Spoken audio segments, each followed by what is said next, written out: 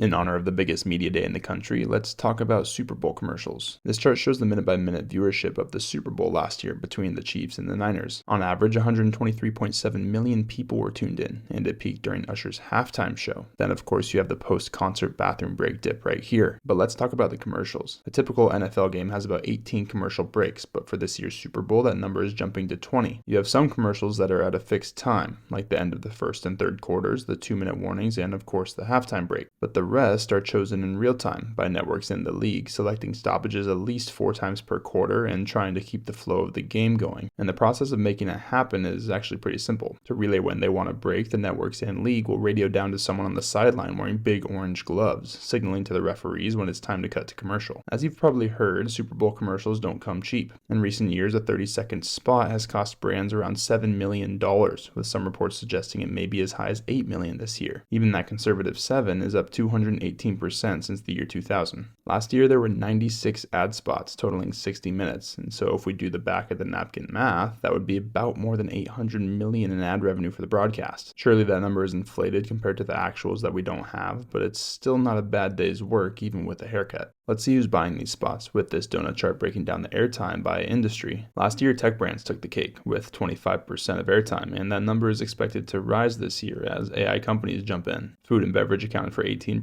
12% went to movies and shows, another 12% to retail and shopping, and the list goes on, with streaming, cars, alcohol, betting, and more. And while the broadcasters rake in massive revenue, brands can score big too. Web traffic data from last year shows the drink brand Poppi's commercial leading to a 7,300% traffic spike. Elf Cosmetics jumped 8,100%, and TurboTax saw nearly a 25,000% surge after their ad spots. Nothing quite like the Super Bowl to remind you to do your taxes. Of course, we're excited for the big game today and all the data behind it, and follow for more sports data visualizations.